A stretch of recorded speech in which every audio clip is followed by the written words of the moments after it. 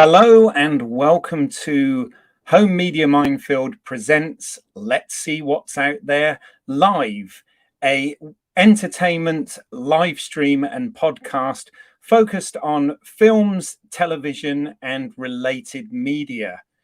In tonight's episode, I am going to have a spoiler-filled conversation around the Halloween franchise, which will also include Halloween Kills. So spoiler warnings ahead there.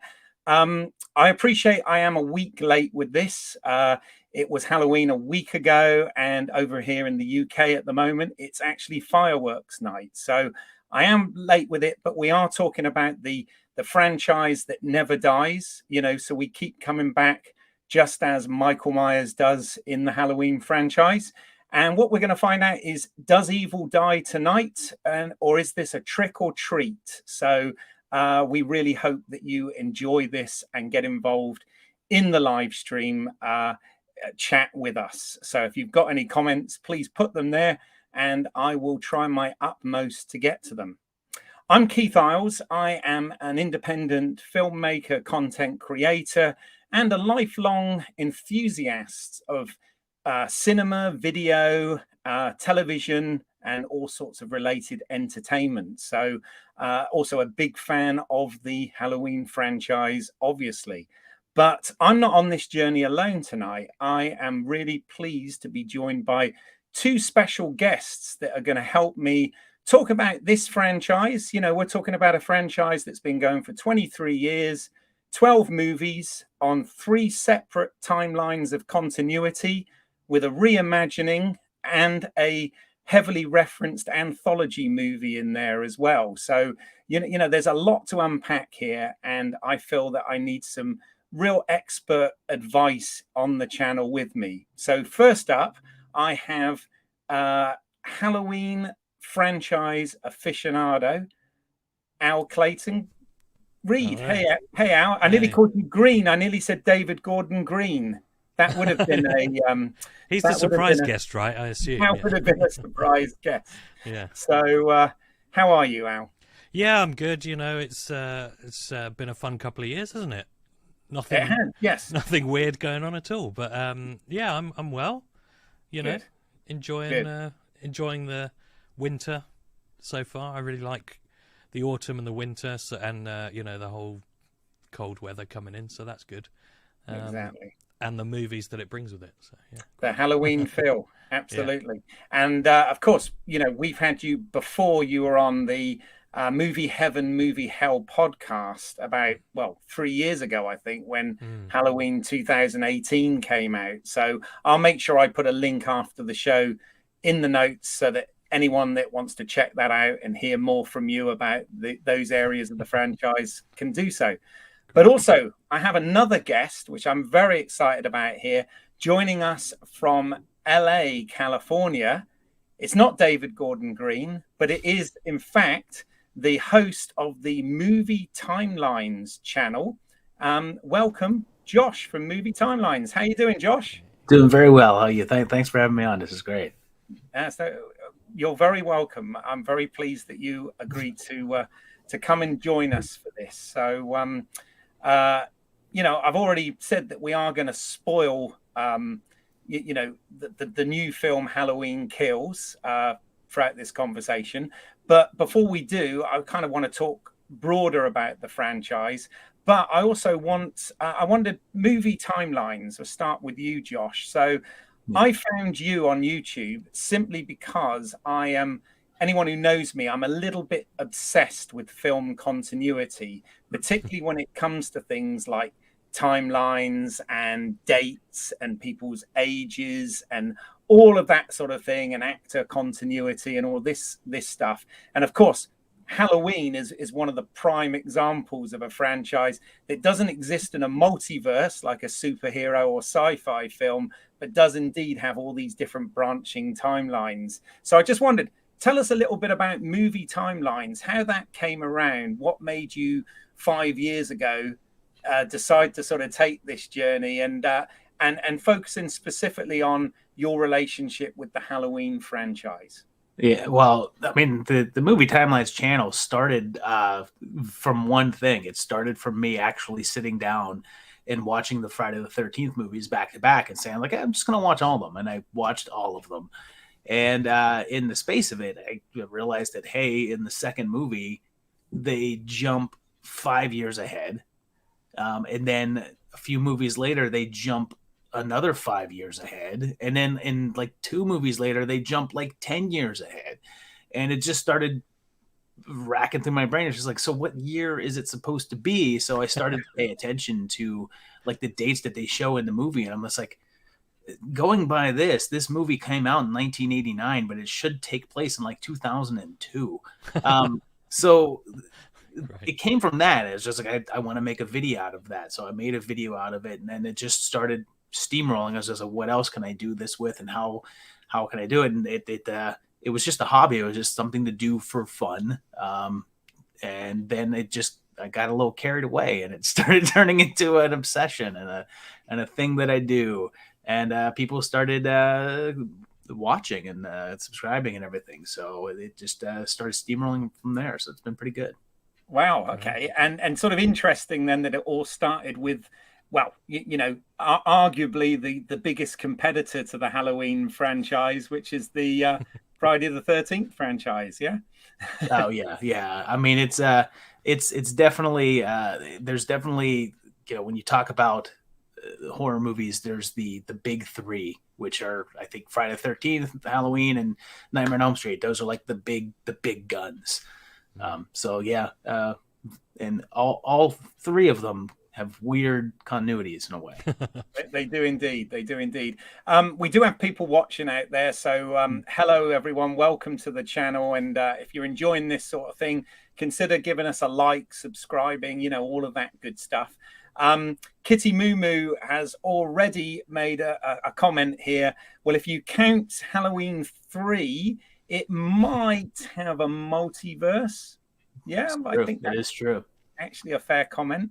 Yeah, and also because in 3, the movie, the original Halloween movie exists in Halloween 3, so Halloween 3 is probably closer to our world. Yes, in a way, because it also the same film exists. So. Wow. And there are hints. There are hints. Oh yes, and Kitty Moo Moo is a patron of mine, and her name is Sable. Okay, fair enough. But there are hints that Halloween 3 could possibly take place in the regular Halloween universe, because they actually reference a character's name in Halloween 3, and that character's name, that character shows up in part 6. Yeah. So there is like this weird, like, oh, is it the same universe? So yeah. No, fair enough. So Al, just to go to you for a moment then. So tell us, I know you're what I would call a Halloween franchise mega fan. Is that fair to say? Yeah, I guess it is really. I'm weird about the term fan sometimes, because often I think fans of things don't really like them more often than not.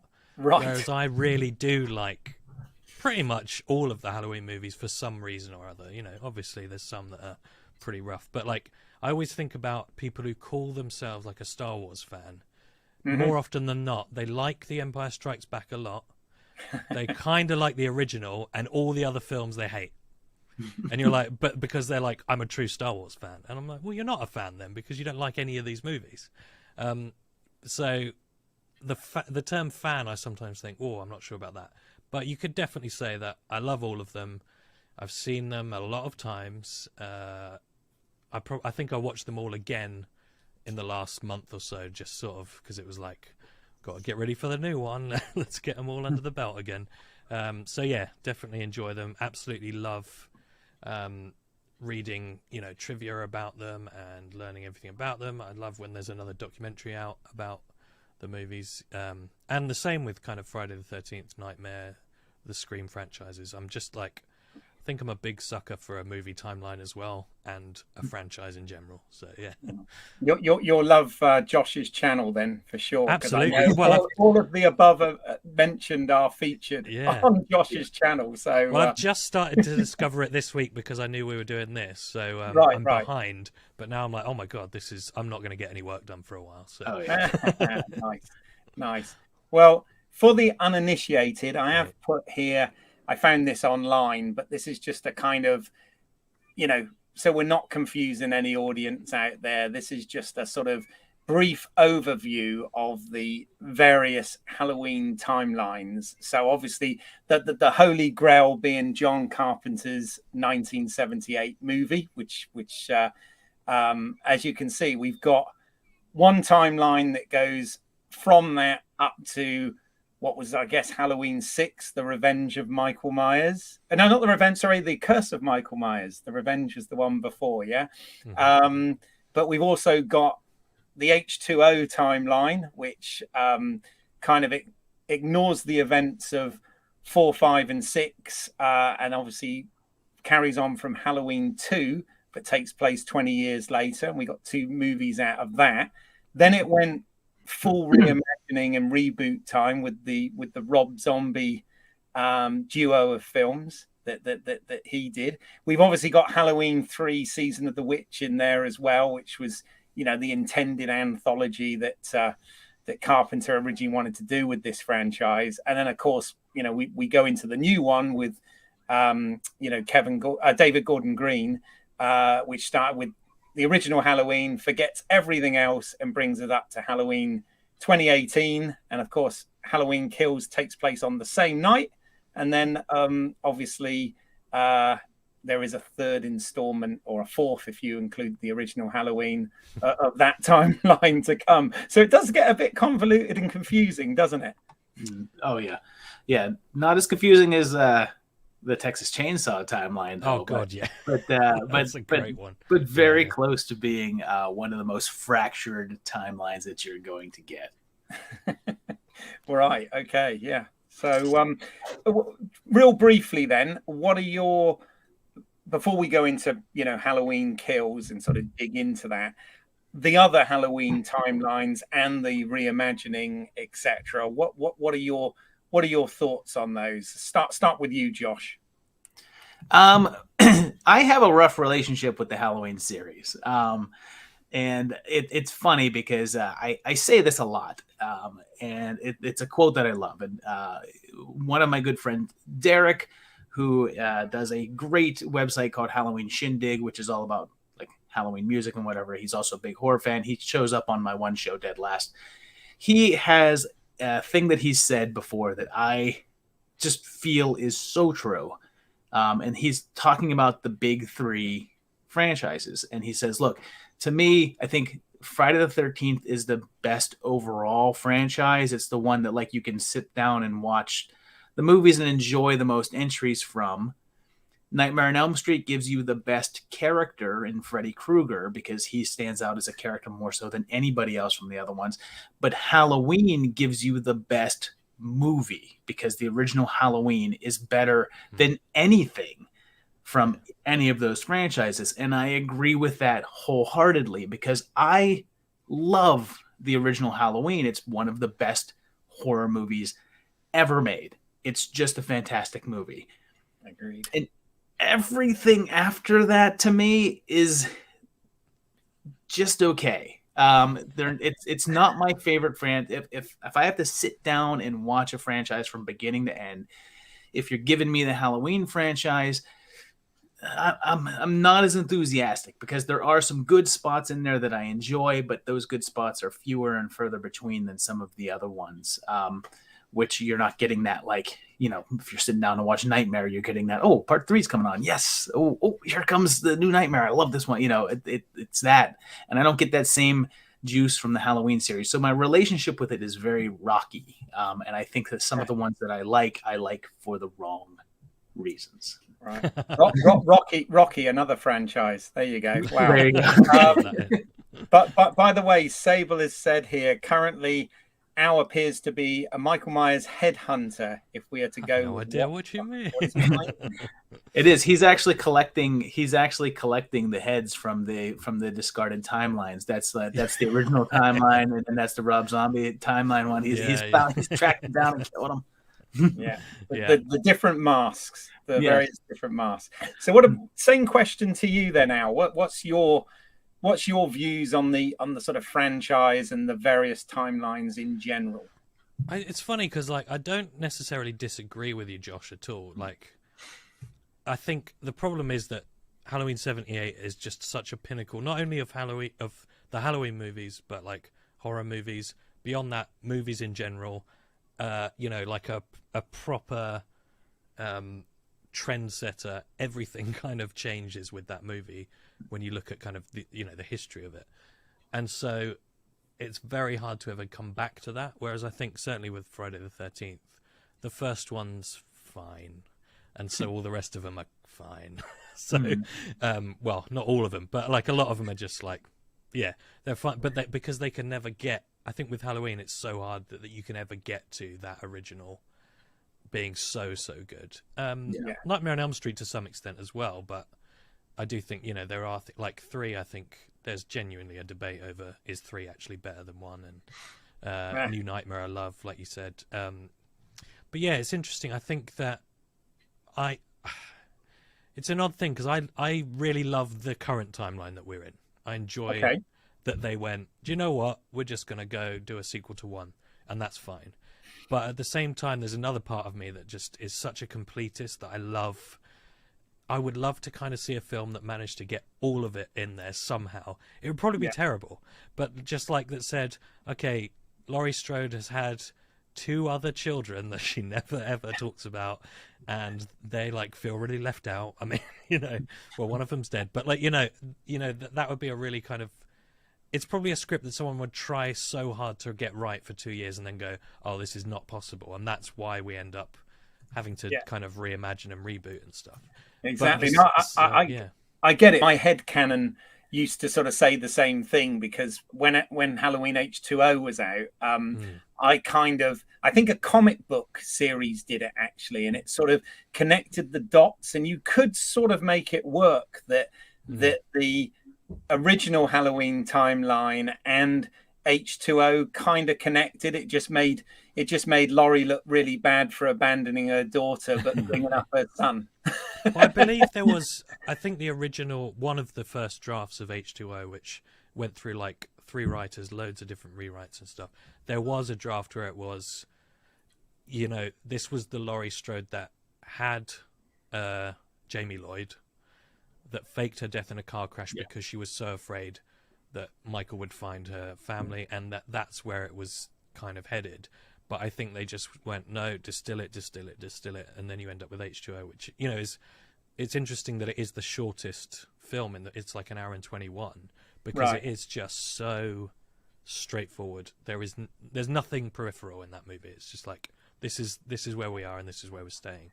Exactly. And I think if you read about some of the earlier drafts, they were trying to do that, and technically the Michael that shows up in H2O should have been the Michael that disappeared at the end of Curse, but they obviously got rid of that. But it would have been interesting, Then you get that whole Thorn problem, don't you, or whatever. But Sable sort of sums up my feelings about this, and she's put atmosphere is key, and Carpenter is capable of making a microcosm that feels tangible and real more than any of the others. And I think, that's so true. Yeah, that is so true. And it's funny watching it again fairly recently, that even though it's it was made and it features storylines and characters that were before I was born, somehow that movie, I'm like, I can picture being there so much. Even certainly in the UK at the moment, there's that constant slight breeze and leaves going down the street, and when I see that, the first image in my head is that in Halloween, even though it was a leaf blower and a few leaves that they had. It's like, it's amazing that he just managed to do that somehow, just captures it. And I think none of them, actually the only other one that I feel like really reminds me of that feeling is the beginning of Halloween 2, the original. I think because it is shot by Dean Cundy, it feels very similar. It feels like, oh, this is a continuation. But I don't know, it's also with those two, I remember I had Keith, I don't know if you remember this, but here we had like the double VHS was the only thing you could get of those two at the time. Yeah. I mean, for me, it's that thing you try and remember exactly how it occurred when you were a young child that probably shouldn't even be watching this stuff. But I can't actually remember, because for me 1 and 2 were always a complete thing. So this notion of Laurie not being the sister, never really occurred to me, because I'd always watched them back to back, and I couldn't remember whether that was on home video. I'm old, so we're talking VHS, whether it's home video or whether it was one of those. Here in the UK, they used to do a lot of double bills where we only had sort of 4 or 5 channels when I was young, and they would do sometimes a back-to-back special. And I don't know whether they did that with Halloween 1 and 2. The weird thing is, I've always got this memory of the TV version, the TV edit of Halloween. And I'm just wondering whether I saw that followed immediately by Halloween 2. And obviously what Carpenter did for the TV cut kind of had those things that sort of filled in the gaps and connected it to Halloween 2 in a more succinct way, didn't it? Well, yeah, because the TV cut of the first one had that infamous scene that actually bridges it, where he has written on his wall "sister." So it seems as if they were trying to make that a thing in the first movie, but they actually shot that TV scene much later, after, like, while they were doing the second movie. So it was like when they were making the first movie, the sister intention was not there. Although if you watch the TV edit, it looks as if they did have that intention. But I always go back to, like, because I don't love the sister connection thing, but I always go back to Carpenter seems to hate it as well, and he wrote it, so he thinks it was a mistake. I'm gonna side with him. He's got on record to say, like, I never wanted to do 2. I wanted money to make The Fog and then The Thing, and so someone said I had to do Halloween 2, so I got drunk and wrote it, and I made up that stupid stuff about the sister. And you're like, and then when you look at it that way, you're like, that's what it feels like. So it kind of figures. And he blames The Empire Strikes Back as well, doesn't he? Because of the family connection thing. So because it was obviously the year after. So Fable is also saying, and the movie timeline patrons are running. Well, that's absolutely fine. Anyone is welcome. Bring it on. So we welcome anyone out there watching. We really do appreciate it. And Spooky Heather's response to that is, today the chat, tomorrow the world, and no doubt a mischievous laugh to follow that. So that's the let's, and we will keep this brief, but Rob Zombie films. Let's keep that brief. Josh? Man, the Rob Zombie films, man, I gotta tell you,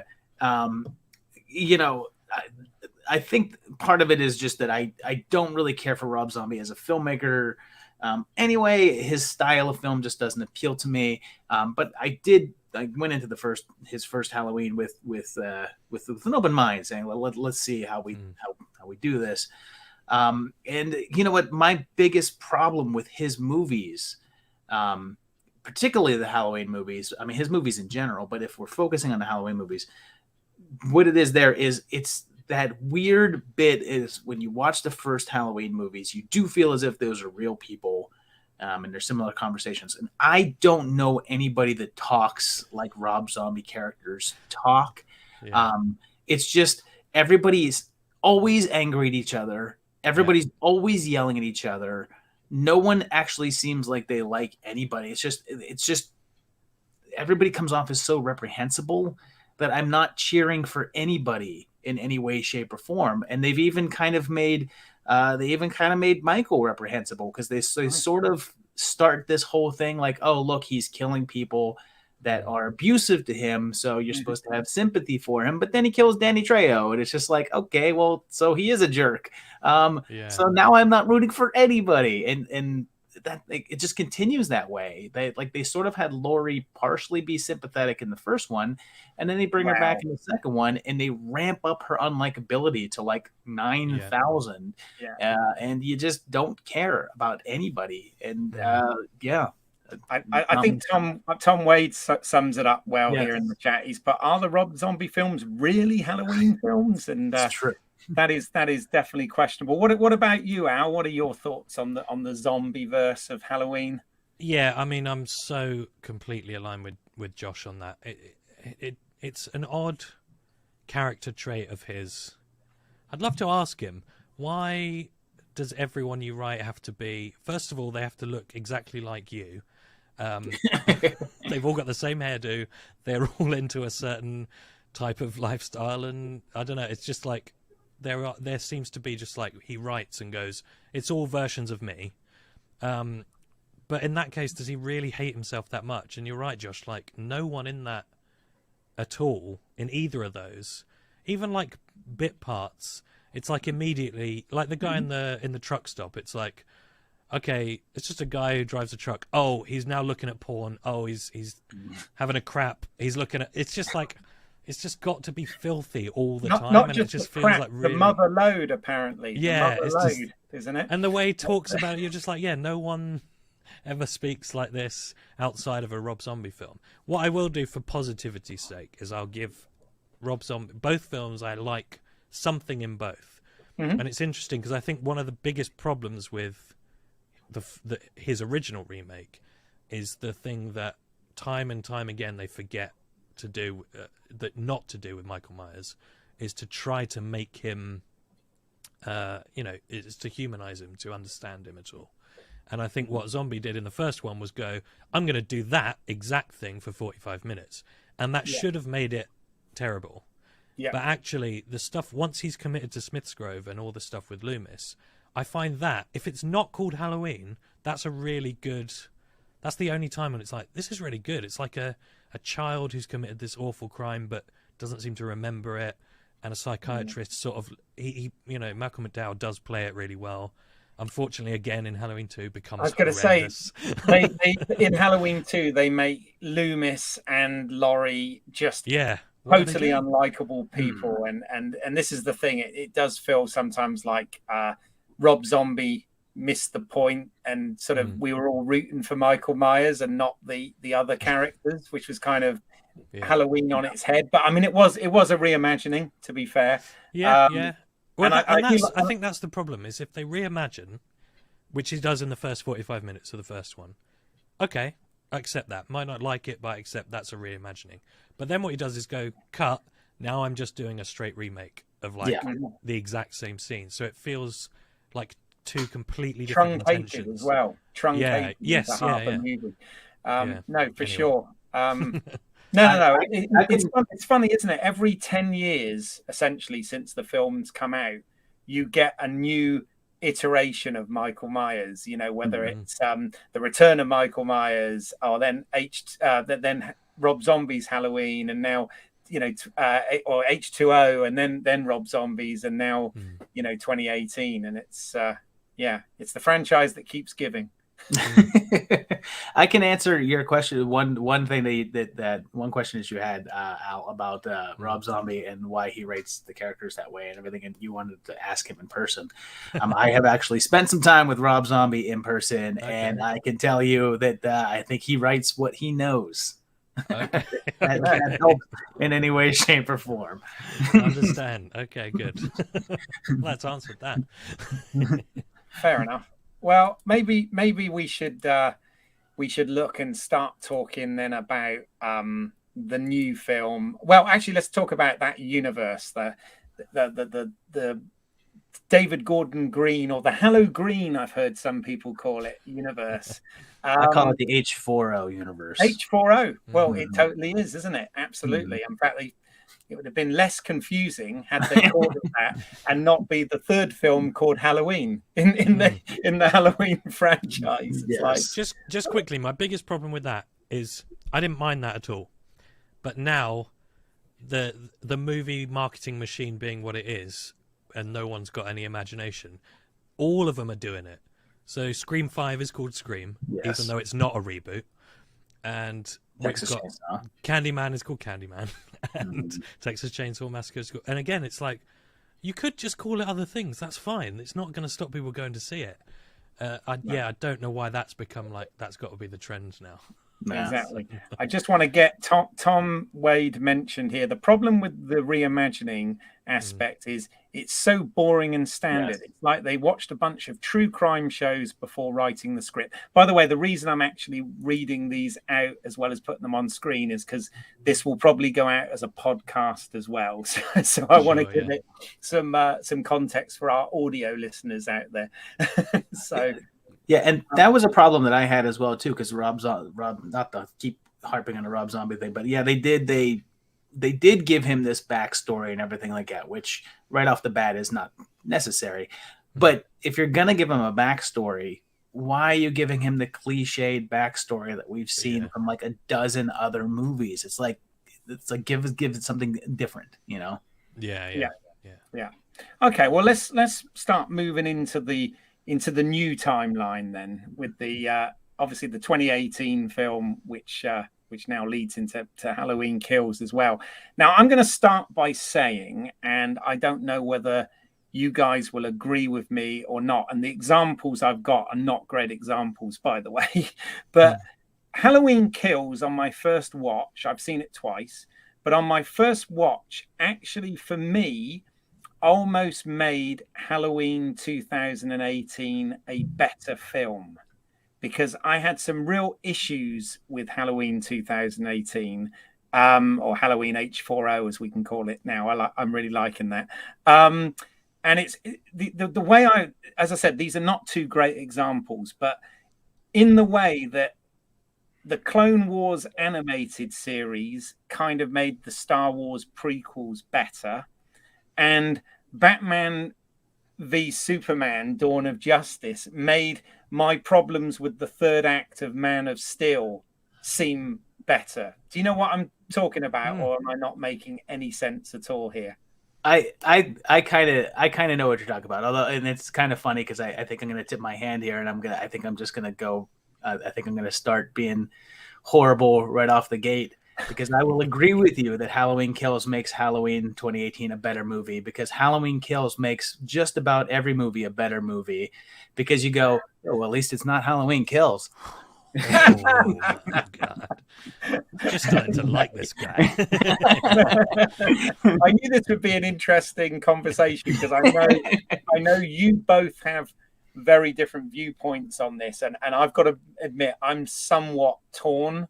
So I just thought that us as a trio here, obviously with any comments we get from outside as well, might make, well, hopefully will make for an interesting discussion. But okay, Al, I want to give you the opportunity to counter that then. Right in. Well, I mean, I think the thing is, I was always going to love it.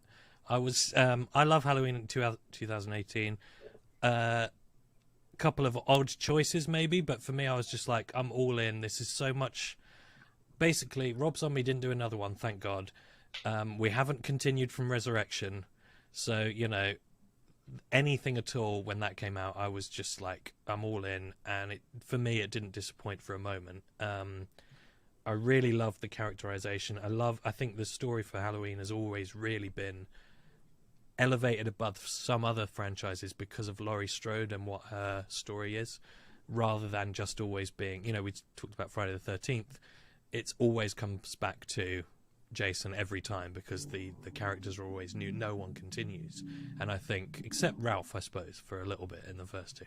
But, you know, the fact that Laurie Strode, we can still find ways to bring that storyline back, to me, that's what was exciting about it. So, the fact that when they announced Kills and Ends, I was like, great, wherever they go with this, I'm probably going to be in there.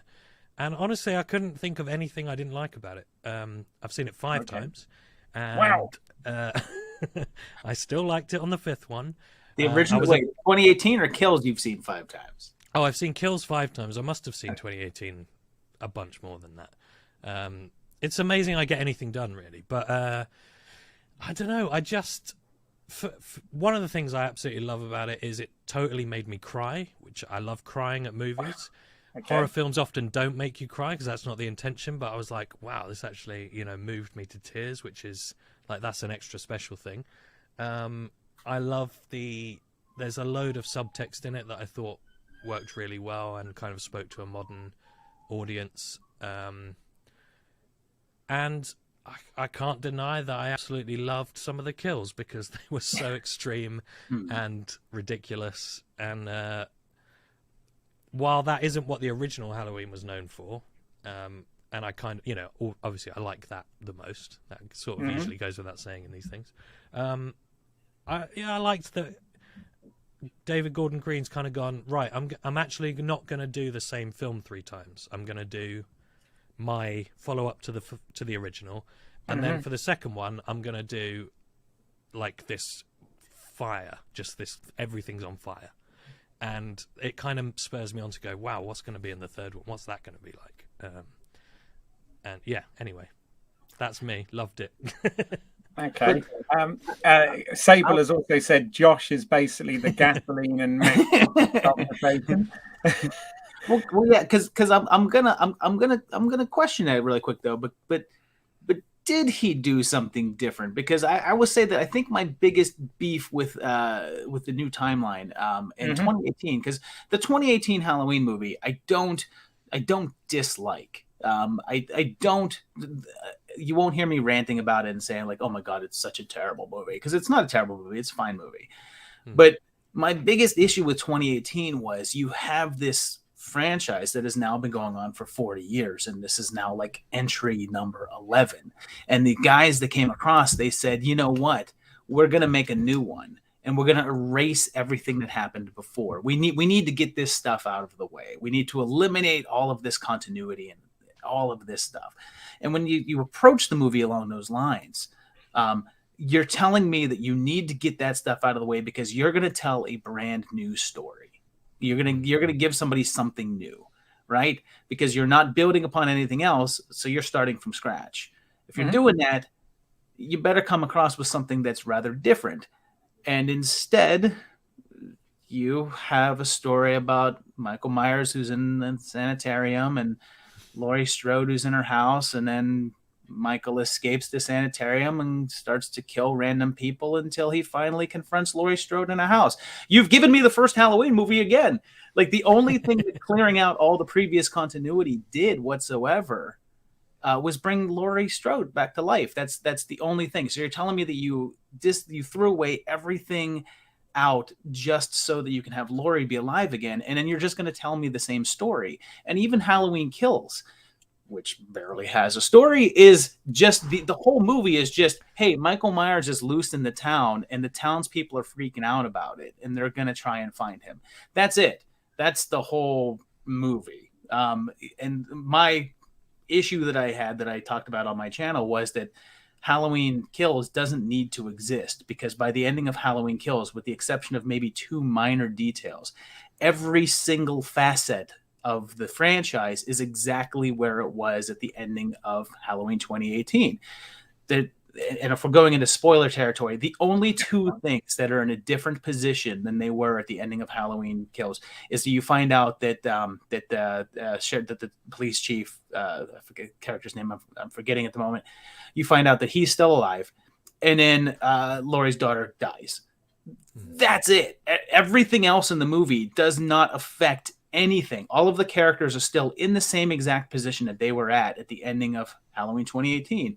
And when you know that Halloween Ends is going to jump a few years, you don't even need to see Halloween. Like, you could go from Halloween 2018 to the next one, and someone can just say, "Oh yeah, Michael killed Karen," and that's it. You can skip that whole movie. And I think that's my problem with it. Is just that it's literally more of the same. Yeah, I mean, what I always felt, my thing with Halloween 2018, which for the most part I thought was a decent film, but I did have 1 or 2 issues, was, well, first of all, I didn't understand why why Laurie still lived in Haddonfield. But if she didn't, we wouldn't have a film. So fair enough. But I always thought the H2O thing made more sense about changing the identity and moving away. But of course, she's not the sister this time. So I forget Laurie. Everybody still, every single character that has ever been seen in Haddonfield still lives in Haddonfield. Yeah. So there was that. But the thing that really bothered me, and this is where I think this film Halloween Kills has kind of helped a little bit with that, is I really didn't buy. I thought they jumped the shark with the whole Dr. Satane thing, and that was just literally a device to get Michael, who was just making his way through Haddonfield, out to the place where Laurie lives, so that she could give the final attack on him and whatever.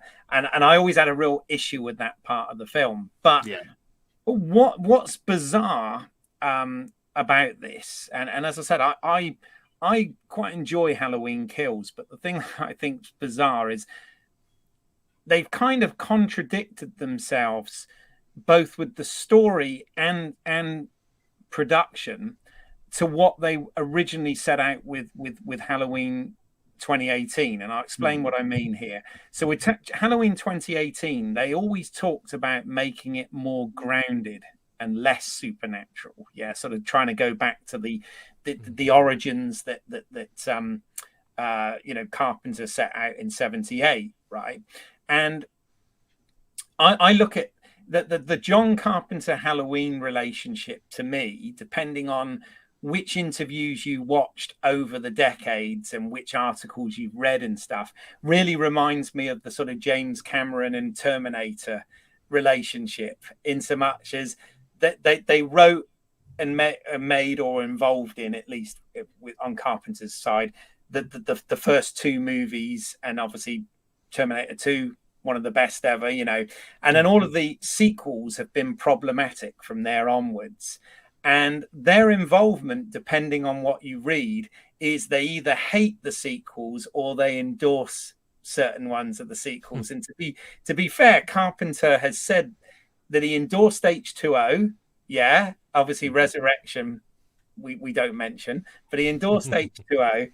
Had nothing to do with the zombie movies apart from collecting a check. Yeah, and obviously endorsed 2018 to the point of actually, co-producing it and writing or getting involved in the musical score for it. But in an interview at that time, David Gordon Green said about revisiting the end of Halloween 1978 with flashbacks, and John Carpenter said, no, that's a bad idea, I don't want to do that. And that's why they didn't go there. Right. But with this film, and I will shut up in a minute, but with this film, they've not only have they made Michael, they've gone back to the sort of Michael being, it being less grounded and Michael being more of a supernatural force, but they also have gone against what Carpenter's wish was, even though he's technically involved, and gone back and done the 78 stuff, which for me is actually one of the best things about this film, with the 1978 flashbacks. But do you agree, or am I looking at this wrong? Al, I'm sure you'll put me right. Yeah, it's funny. I think there's two levels that I kind of look at it, and maybe just because I'm trying to justify to myself how much I enjoyed it all. But I think there's a basic plot level where I think a lot of what you've said holds up, definitely. Like there's lots of kind of plot things where you think, well, hang on, that's not what they said they were going to do. He seems more supernatural again, all of that stuff. I think what's interesting is that when you really look back, take a step back and look at the original, there's lots of suspension of disbelief that's needed with the original. Yeah. Well, in fact, Tom Waits has just said it. In fact, exactly. He said exactly that. Yeah. In the first Halloween, Michael is stabbed in the neck, stabbed in the eye, and shot 6 times, falling out of a window, and gets up and walks away. You're dancing close to the line already. But that. I mean, he's nailed it. That to me, that's always been the thing about it. Is sometimes I think I always thought this with the Dark Knight trilogy, is people went, hang on, that's not realistic. That wouldn't happen, because when you do things that are quite close to reality, but you take a few little steps over that line, often an audience can be like, whoa, whoa, whoa, whoa, whoa, I'm not sure where we are here. Are we in the supernatural realm or are we not? And I think the original Halloween did that very well. I've heard people talk about, I mean, in a really funny way, talk about like, hang on, how did he drive 150 miles back to Haddonfield in the original when the average MPGs at the time were like 11 miles to the gallon? Did that mean he stopped for gas? What happened here? And you're like, yeah, that's odd. But also, he got shot 6 times and walked away. So like that, that's the issue. And I think what we have at the end of Halloween Kills is Laurie saying, you know, is kind of saying to us, all of this plot stuff that happens, whether you like the plot or not, is below all of that. There's a subtext, which is the very notion of fear and of like evil, which is what Dr. Loomis was always saying. So in that sense, I feel like the continuity of the kind of subtext is what I really love about kind of this timeline, is that this evil persists because we fear it. And I think in a way, although I can't really argue against what you've said there, Josh, is like, you don't really need Halloween Kills, but that doesn't mean that I don't want it. And I kind of feel like what they did with, you know, I remember Danny McBride, I think, you know, 3 years ago saying, what we decided to do is, because we couldn't work out how to work any other timelines in, we went, wouldn't it be cool to just be able to make a sequel to the original? And everyone was like, can we do that? And then they went, well, yeah, we can do whatever we want. Why not? And that's kind of, I kind of like that. They went, well, this is going to be our sequel to that. And exploring a new, again, similar to H2O, but a new version of what happens to someone who's experienced trauma like that. And I think, you know, why does she still live in Haddonfield? Because she wants to take control. She wants to win this time. She's not running away. She's waiting. And, you know, that was the whole theme of the first one. And so I just think, unlike some of the resurrections, unlike some of the other sequels that have been out there, there is a real depth of subtext and importance to what's going on underneath all of these. And I think that's why they resonate a lot more with me. So whilst I get that the plot on the basic level of like Halloween Kills is, there isn't a lot going on in the plot. There's and I think, you know, if you go and see it 5 times like me, there's so much to kind of explore and about modern life. Even, you know, this was written before a global pandemic, but there's even stuff in there that sort of feels weirdly prescient about the, you know, this mass fear and the interpretation of like looking at people in a weird way and being fearful, and that leading to becoming violent monsters yourself, and all of that stuff that's in there. And that hasn't really been in any of the sequels before, that level of kind of subtext. And I love all of that, so I'm in for it. Yes. Fable has put here, if Laurie is the sister, how did he even know about her? My honest question. Now that is actually figured out in the TV version of Halloween, right? Does that make sense? Yeah, that's right. Yeah, but again, why would they take her to visit the kid that murdered his sister? That to me is a real leap. But again, yeah. TV version, you know, pretty weird. I know, and also it should work. It should work without the TV version, shouldn't it? To be fair, so yeah, and it does. It does. You know. You know, I just want to say too, to address something too, because it is something that Keith, you had said, and also Al, you had said, is I do think that there's often a fear of, because you had said that like you want to like these things, but there's these issues that raise you. And I don't know, this just might be me, and I feel like I try to have a very open frame of mind when it comes to horror, and I always think that there's nothing wrong with that. I mean, to me, there's nothing wrong to saying that, like, yeah, there's a lot of flaws in this movie, and there's a lot of things that don't make any sense, and it's kind of pointless. I don't care, I love it. I love Halloween 6. It's one of my favorites to watch. It's terrible. It's a terrible movie. The flaws in that movie are countless, but it's the one that I sit down and be like, oh my God, here we go. This is just going to be silly and fun. And I don't think that there's anything wrong with that. And I think it's funny because when I trash talk a movie, I always feel the need to preface it that I'm trash talking it from my perspective, and I have no preference as to it. I do not judge. I tried very hard not to judge people on the horror movies that they like or don't like, because I think that that's silly. Unless they like Rob Zombie's Halloween 2, then I do look at it. That's on a level. Tricky. On a level. Like there is a scene in that I absolutely love. It doesn't deserve to be in that film. But here's the thing. I mean, and I think this is kind of important. Is when I saw Halloween Kills the first time, which was on its opening day in a packed cinema, which was lovely to be back in the theater. I know it's a bit more difficult in the States still at the moment, but here in London it's like COVID never existed sometimes. It's frightening, but well, it's like that here too, but we're still having like over 1,000 deaths a day. Well, yeah, people are acting like it doesn't exist. We've still got serious issues here as well. But anyway, it's still nice to be in a properly socially distanced theater, watching it on the big screen with big sound and all that stuff.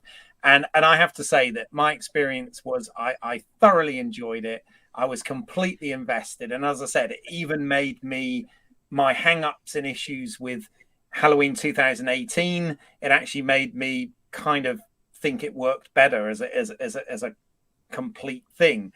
Of course, when I went to see it the second time, is for me, it's always that time where you put it more under the microscope. Obviously, you notice more, and then I sort of realized that there was so much plot wise that didn't actually hold up or make any sense whatsoever. So that's why I was kind of like, this could be a good discussion, because I listened to your on your Movie Timelines channel, I listened to your review of it, Josh, and totally agreed with everything you were saying, and you made me laugh a lot.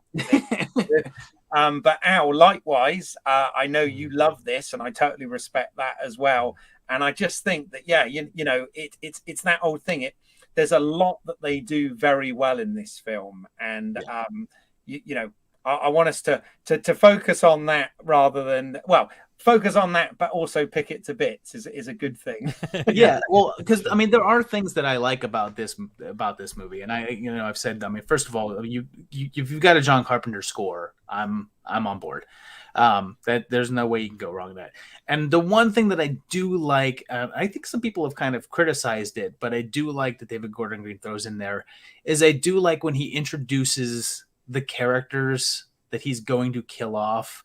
He does spend a little bit of time with them, and they all have these kind of weird vignettes, and sometimes I feel like maybe it's trying a little bit too hard to be funny, but it's at least it gives them a humanized sensibility to it. Like, you have him just walking into a random house and killing an old couple, but it's like this quirky kind of older interracial couple that are playing with drones, which was this neat little layer of humanity that kind of gives there. It's a minor thing, but I do like that he adds that in there. That to me is what I think makes good horror about.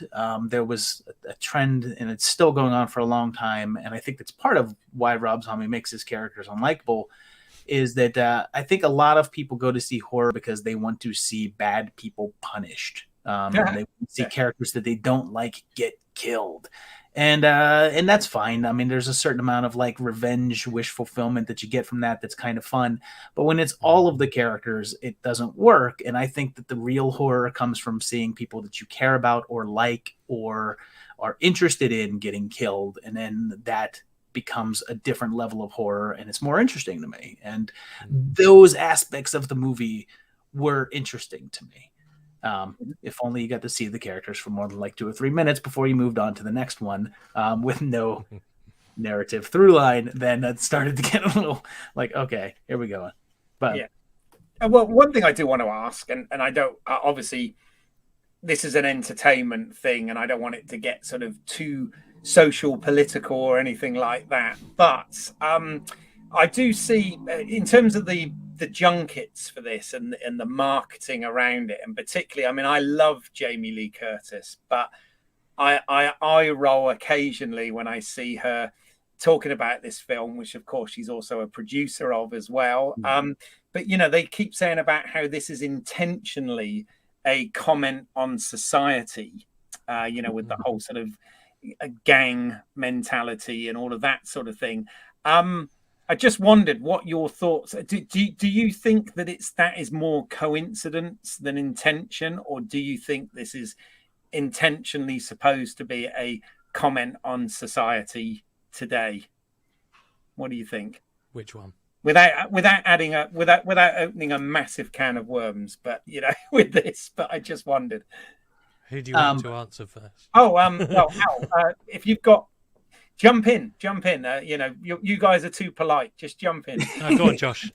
I think that if there is a commentary on society here, it's either it.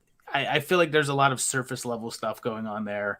I feel as if the 2018 movie had a little bit more surface level, had a little bit more like commentary on society, because you had the notion of Laurie, who actually had this traumatic situation and nobody empathized with her whatsoever, and I thought that was a little bit more commentary, whereas here the commentary, the only real social commentary that I can really draw from this movie, because again, I don't really feel like there's a whole lot to this movie, and the only real main plot point that is something that is revisited is the mob mentality thing, which I don't know if it totally works from thing. I feel like that there might have been a sort of a like police commentary, but even then it doesn't really make a lot of sense, because the commentary seems to be the police aren't doing anything, so the police never do anything and they're not helping out, and the police should be going out there and finding. I mean, and you realize that there's never a single point in this movie that they show policemen on the street looking for Michael Myers. The only time that you see policemen in this movie are standing around the hospital. That's it. That's the only time you see police. So I don't know if that's what the message of the movie was, but then they also have this flashback that they show Michael Myers where the police do capture him and a random person tries to kill him, and the police intervene and stop this random dude from shooting Michael Myers. So then you have this other subtext of, well, but what is it? Is it that the police aren't doing enough and people need to take justice into their own hands? Or is it that taking justice into your hands is a bad thing and the police need to do something? But then you're showing the police not doing anything. So what is the point? So I think if it did have an intended social commentary, it was either A, too subtle, or B, just very contradictory to itself. Sure. Al? Obviously, I'm going to be slightly on the other side, but that's all right.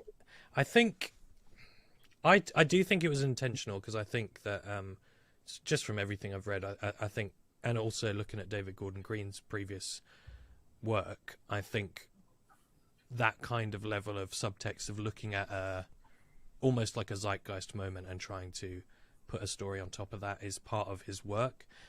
I think that often in the horror genre that isn't always that evident, but I think the horror films that stand the test of time, that kind of intention is in there,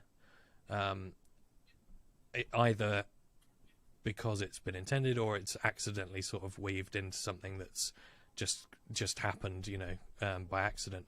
But I do think the intention was there. I wonder sometimes whether, I know these films go through a lot of test screenings and there are studios involved and there are a lot of people credited as producers or on that level. I wonder how much it gets watered down, it gets adjusted as they go. And I think that, but I do think the intention is good. I think that the whole thing of them going after Tivoli, the other guy, that whole thing, and Karen being this kind of this one character that's saying, look at yourselves, look what you're about to do. That like, to me, that was genuinely devastating. I thought that was one of the saddest, and also just the way that how immediately a group of anonymous people who are kind of become anonymous Mm-hmm. can attack people with mental illness was kind of terrifying, and plays out all the time on social media and Yes. in the real world. And I think Yeah. that, like you say, we don't probably need to get too deep, but Mm-hmm. I think that's why I do think these films are just elevated above some of the others, is because there is that stuff in there, and I do think it's intended, and it's maybe it hasn't worked, but for me, I kind of saw it and I kind of went, yeah, I for me it worked. Yeah. Yeah. No, I think that's a fair comment. I mean, Tom has said here it's about trauma, and Sable has put that perhaps the note is that the system is flawed at all angles, which again are good comments. I think if you like, because you're right, the bit where the other inmate is attacked is quite devastating. Well, very devastating, but. I think that the reason it doesn't work in the film is I almost wish, bearing in mind the whole bus of inmates crashed, didn't it? Yeah, in 2018. And I kind of wish that the inmate that they mistook for Michael Myers was maybe someone that looked a little bit more physically like him rather than a man sort of half his size. But they all do say, we haven't seen him. No one knows what because I think that's part of the problem that they've got with this film, and maybe it was an error in judgment, is that I think they're potentially, the filmmakers are assuming that everyone's seen it as recently and as often as I have. Mm-hmm. So like the one before. So like as soon as Tivoli showed up, I was like, yeah, I know exactly who that is from the last one, because I watched it like 3 days before. And I watched them back to back, actually. I made sure my Blu-ray of Halloween 2018. Absolutely. Home Media Minefield, I've got to point it out. I made sure I watched that before going to see Kills. And you're right, the continuity is actually very good, because they've got good actor continuity, and those sort of things join up. But the bit that I thought sort of didn't make the jarring bit for me was the fact that they make a real point in 2018 of saying, oh, whoopee-doo, there were like 3 of her friends killed like 40 years ago, like, so what kind of thing. And, she's just a crazy old lady and all of this sort of thing. But then in this film, it's like the whole town is almost like having this, the Tommy Doyle speech about Michael Myers, and everybody's there, like Josh pointed out, not just the residents of Haddonfield, but you get Marion came from, what is it, Warren, not some other county, I forgot what she said now in the film, but and it's like they all gather to remember, and it's like nobody else, it's like the whole town remembers in this film but didn't in the film that took place on the same night. And that flies in the face. No, it's not in that quick, because it actually flies in the face of what the entire movie is about, because the entire previous movie was about, because the 2018 movie, the whole focus of it was that, hey, what happened here was just a blip in the radar. It was this tiny thing that happened. He only killed like 3 people. That many people died in a school shooting last week. Come on now. What's the big deal? Lori is alone in her trauma. She's dealing with it by herself. She has no one to turn to, because no one will empathize with her or relate. And the only people that will really sympathize with her are people that are trying to use her story for their podcast and this and that. So it's not even like real empathy. It was just like, I just want to hear your story for promotional purposes. Now you have this movie that establishes that there's an entire group of people that also survived that night that are equally damaged, and they all meet. They all get together. And so why was Lori alone? She had people to talk to. Obviously, there was a group of people that have this same feeling and emotions and everything, but yet it's treated as if hey, everybody knows about this, and the town seems to all be pretty sympathetic to it. And I have to push back against the town doesn't know what Michael Myers looks like, because this guy is obviously infamous enough for them to have podcasters still doing stories on him 40 years later about the anniversary. And that it was not hinted that it was a local podcast. It was hinted that it was a national thing. So this was definitely a national news story, and the town still talks about it enough to get fired up. And they showed that there was TV reports on it that were live, showing his face live, and people describing him. I mean, you had a little kid surviving it from the last movie that's there at the hospital. Like, how is a description of him not being 6 foot tall, lanky dude? And they don't even really, I don't even totally understand why they start saying that's Michael anyhow, because it's literally like a short guy with a bloody head screaming, "Help me." I don't understand. Like, the movie's not even very clear as to why they start saying, "Hey, that's Michael." Anyway, that whole thing is such a bizarre plot point. Because again, it's that weird Schrodinger's town. It's like Michael has to either be so vital and so feared that this town is getting worked up enough to form this crazy mob, and also not that important that nobody really cares about it enough to talk about it and leave Laurie alone at the same time. And it's just this weird kind of a thing that they want to exist, and that just doesn't. I just don't feel like that worked. Could it be? I'm not saying it is. Could it be? I can see it from another point of view, that perhaps I hoped you would. 5 people were killed in 78. They talk about that in the 18 one, and I think it's Dave who's like, yeah, you know, people get stabbed all the time. What's the big deal? There is that thing in the previous one, and I wonder that stuff was the kind of the mood of the town for the last 40 years, except for the survivors, because then in the next one, things kick off because they realize, oh, we've ignored it as something that wasn't that important. And, you know, the few survivors have kind of met, but they've not been like Laurie saying, you know, he still needs to be killed. We need to stop it. We need to hunt him down, all this stuff. They're not like, the survivors aren't doing that in Halloween Kills. They're just saying, we remember that night. But then something else that then happens in this one is that the news reports he's come back and he's already killed more people than he killed 40 years ago. And I wonder if perhaps the intention there is that the town of people that, you know, Tommy and everyone included, is going, oh, this is our fault. We ignored it. We didn't take it seriously. We should have been more like Laurie, prepared, assume he was going to come back. So then they massively overreact, and they're so blinded by fear and their own rage that they don't see the fact that the little short dude is not Michael, because it's like, and I think that's the point of that end speech, is like fear blinds you to rational thought, to logic, to compassion in any way. Because that guy, that's what, like, that young, the small guy, Tivoli, when he's screaming, "Help me," if they'd have just stopped each other and gone, hang on, that doesn't seem like a vicious serial killer. That seems like someone with mental illness who needs help. But because they don't stop, because fear's driving every decision, it's just this panic and fear, and only Karen's there saying, look at yourselves. And it takes them doing something horrendous and monstrous, like driving him off the roof, that actually makes, you know, even at least Tommy kind of go, okay, this isn't going to work. We have to change.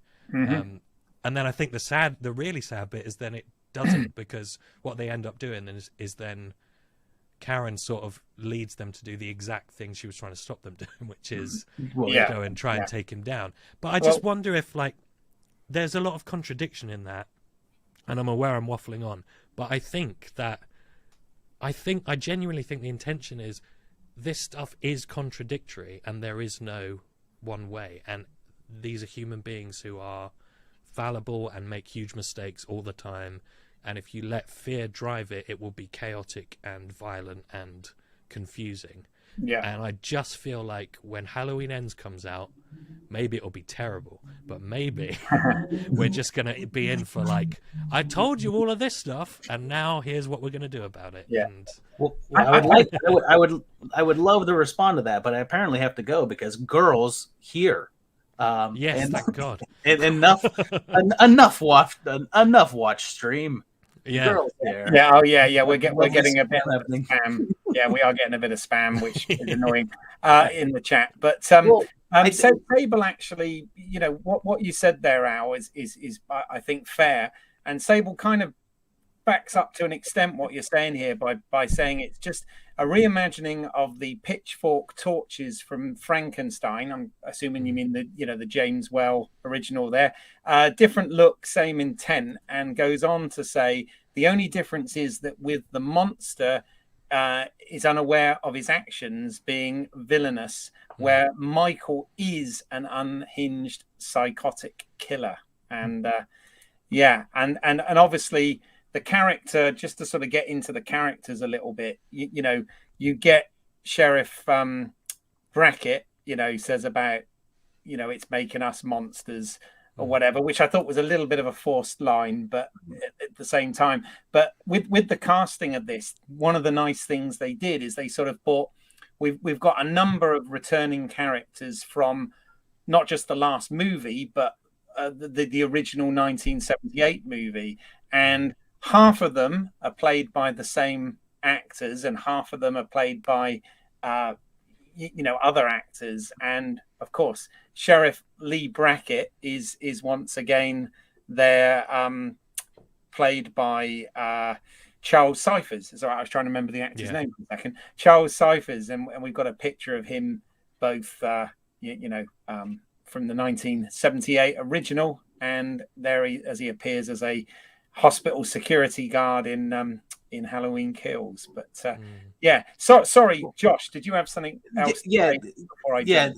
I hope you don't mind, because I do want to address that, because I do feel that I understand that point of them trying to illustrate that aspect, but the film is a visual medium and it's a storytelling medium, and I think that if that was the idea that they wanted to convey of like this mass hysteria going through along the lines, I think that if that is the intention, I feel as if the film conveyed it in a poor manner, because I feel like a lot of people are having to kind of read in between the lines to kind of bridge gaps of things that don't make sense. And I think I don't want this to sound like I'm coming down on anything, but like the comment of like, well, you know, the character's inconsistent because, you know, that people, it shows that people are inconsistent. And yes, like having Karen like rant and give a whole big speech about what they're doing, but then turn around and do the exact same thing. It is like it's a character inconsistency. And I think if you use the framework of, oh yeah, but people are inconsistent, I think that it kind of then makes that a blanket statement for any movie, because if you have characters act really weird or out of place or do anything, I think that almost any criticism of any movie can be kind of just tossed aside with, well, but people are inconsistent, so whichever. Good point. But and I don't know, for me, like when it gets to telling a good consistent story, and like when I'm writing characters, I do try to think about like character continuity and consistency. And I know, obviously, being the continuity guy, when a character acts like out of sorts with something that they've done previously, I'm okay with that as long as there's a story reason for it. And if Karen had a story reason for changing her entire thought process on how Michael should be handled with a mob, then I think that that's well done. If you literally just have the character turn around and do the opposite of what they said the next scene with no inciting event to show that change, I think it's bad writing. I think if they had her have an instance occur in which it showed her that, okay, well, maybe this is the way we need to take care of it, and then go take care of it that way, I would say that it was good writing. But just having her flip-flop in the space of 5 minutes, I feel that to me becomes bad writing. I don't disagree with that. I just want to get to some of the comments as well. So your friendly neighborhood Uncle Pete says, I think they wasted the returning characters by having them be so stupid and die. There was no payoff. What are your thoughts on that? I've actually got on the screen there, we've got, this is again one of the returning original actors. We've got Nancy Stevens, who played Marion, and she's actually returned twice, because in the middle there picture she was in Halloween H2O, where she got killed kind of in the opening scene. But of course, in this continuity, she's back. And her last words being this one's for Dr. Loomis. I don't know. Does that work in this timeline? What do you guys think? I think it's interesting, because something Josh said earlier was that he really appreciates how in the David Gordon Green films that they take a bit of time to just establish kind of a quirk or something that just locks you into these characters a bit and then kills them off. And I wonder if potentially, because I've seen quite a few people say have this exact same point, that it's like they brought all these characters back and it was exciting, and then a lot of them were killed off. But as you've said there, Keith, they've done that to Marion before. In H2O, she didn't have any chance to establish what her character was like now. She just went home and was killed. And people didn't really, I mean, the internet wasn't around as much then, but like, I don't feel like people really had a problem with that, because they were like, oh, that's just a cool nod to an original character that they then killed off to move the story forward. Whereas I think almost with this stuff is that the writers of Halloween Kills have almost shot themselves in the foot a little bit, because they've brought back these characters, they've actually given them a place in the story and some stakes, and then they've killed them. I liked that, because I felt like they're not just showing up to be killed, but I think it's almost a bit of a misdirection, because you're almost saying, look, they're going to be a part of this story, they're important, and then they all die in quite quickly. Once they've sort of said they're in the story, then they're suddenly not. And I wonder if that's kind of split people a little bit with this one. I wonder. Yeah. Well, of course they don't all die. Most of them die, but of course the third actual returning character, played amazingly by the same actress, Kyle Richards, who played Lindsay in the original 1978 film, returns for this film. And I am right, aren't I? She actually we said we're going to have spoilers in this, so apologies. But I am exactly, we spoiled loads. But I am right. She does survive at the end of this, right? It's still in the hospital. She survives and is confirmed to be coming back for the third one. Right. Yes. Yeah. So I have a quick question. It's like it's on the same part of the topic, but would you guys rather have seen Tommy be played by Brian Andrews, the original kid, or Paul Rudd? Well, I actually think the answer is Paul Rudd. Always Paul Rudd. Well, yeah, but if you said do you want Jamie Lee Curtis to come back as Laurie or have Paul Rudd play her, I'd say Paul Rudd. Come on, let's see that. I want to see him do that. Come on now. Yeah. There was apparently, they did talk to him about it. He was doing Ghostbusters at the time, and he said, I'd have done it, but then after they went, well, we can't make the schedules work because it's Paul Rudd. I think they did do like a press conference where they said it would have been a bit mad to actually have Paul Rudd play that role again. Well, because he's such a, he's obviously such a big part of like the Marvel Cinematic Universe, and he is now such a big star that it might have been, I don't know, it might have been a little confusing. I think it would have been great if they could have got the original actor back, because I always like it when they do that. But to be fair, when 40 years have passed and the character was only a kid, like a 10-year-old or whatever he was supposed to be in the first film anyway, then as long as the gender and ethnicity is right, you can pretty much anything goes, right? So I mean, he's still acting. I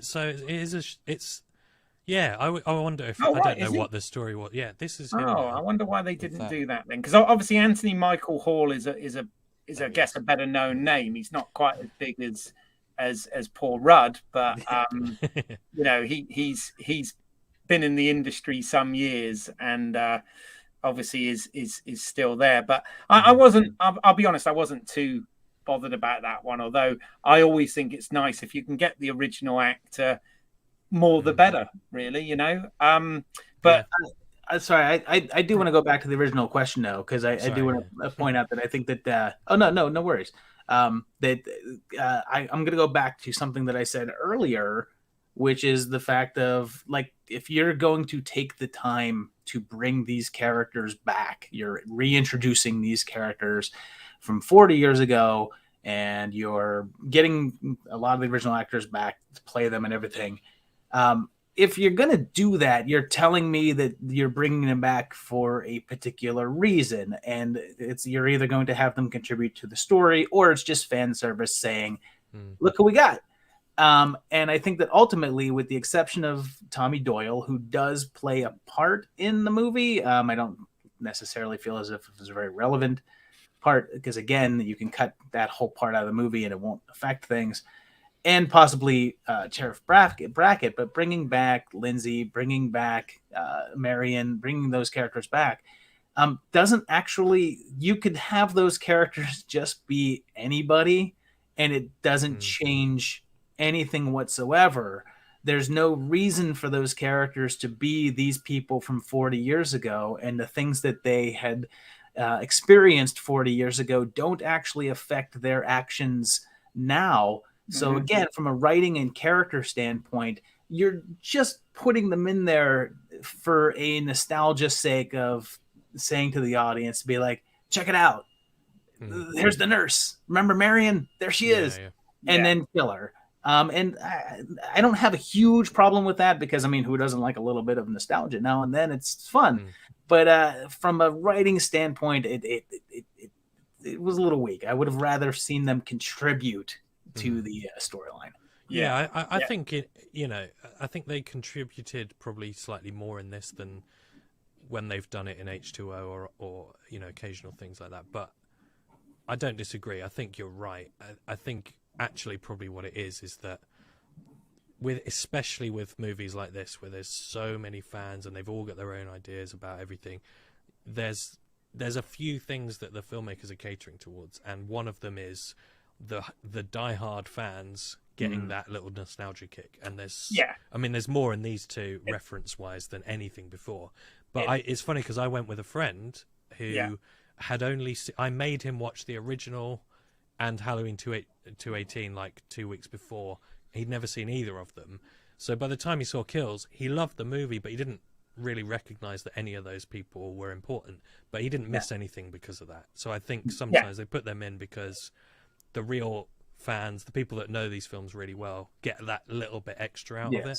But I think you're right, Josh. It doesn't really matter. Like you say, they could have been any characters, really, but it's just a bit of fun. We like those things for sure, the fan things. By the way, I don't know whether it's coming through on the audio, but in case anybody's worrying, Michael Myers is not attacking the high street here in London. It's actually the noise you can hear are fireworks going off. Right. It's bonfire night. But so I don't know where that's coming through, but I just thought I'd mention that.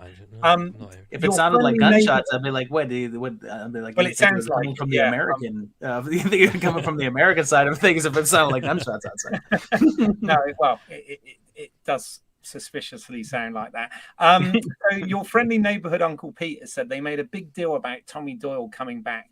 Then they did nothing with him. They made him the dumbest character. All he did was start a stupid mob. Do you think that's fair? Yeah. Well, what else does the character do? That's true. I think that you're not right. The facts of that statement and what Josh has said are absolutely correct. I would say that I didn't. One of the biggest parts of this movie, whether it's a good plot or not, is the mob thing, and so I guess. Yeah, that's all he did, but that was kind of what was the main plot line of the movie, was the mob. So yeah, true.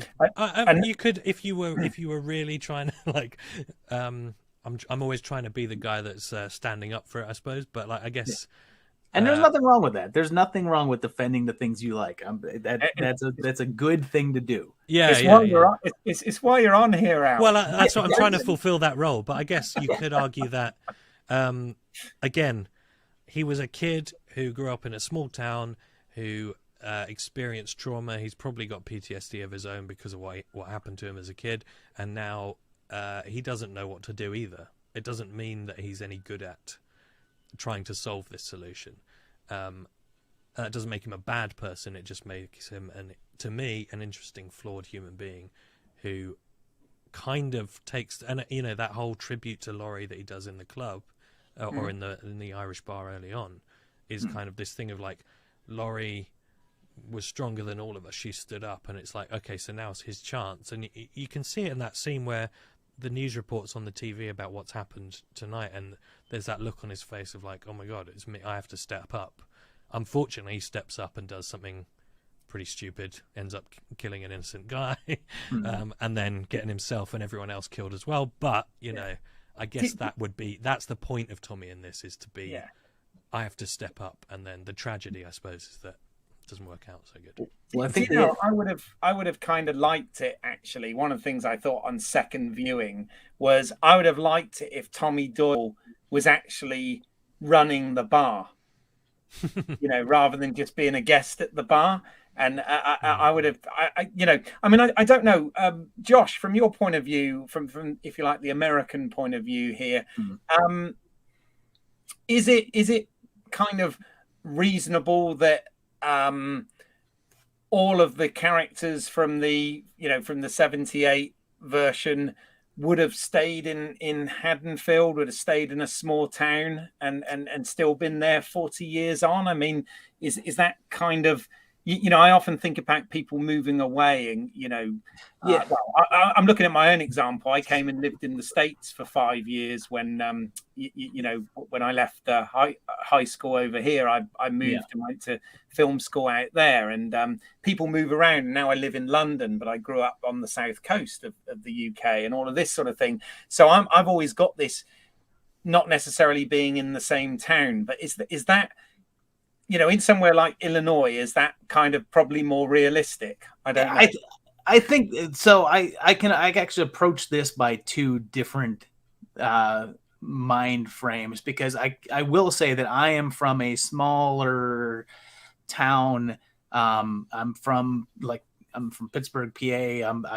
I'm from the area that Night of the Living Dead and Dawn of the Dead were filmed. Oh, and cool. And like this, in a small suburban area that was like right on the edge of being rural area. So I mean, it was like a small town. And not too terribly long ago, I actually ran into an old friend of mine from high school when I was visiting Pittsburgh, and we were chit-chatting and we were talking about people that we used to know. And the area that I was from was called Plum. That was the name of the little community that I was from. And I was just like, oh, whatever happened to that guy? Oh, he's still in Plum. Oh, okay. And then we talk about somebody else, and remember Kristen? Blah blah blah blah. Whatever happened to Kristen? Oh no, she's still in Plum. She lives right down the road. And like about 80% of the people that we were talking about still lived in this like 4 square mile area that we grew up in. They just moved into houses that were like 4 blocks away from where they grew up in. So I don't think that is too unusual. Okay. However, a psychopath didn't kill any of our friends. So thankfully, that aspect of things, I don't know. I think if somebody had gone, if somebody had gone wild and killed friends and family or whatever like that, I don't know if I'd be so quick to stay in that area. And I can't speak to it from that aspect of things. I do think that I do know some. I will say that.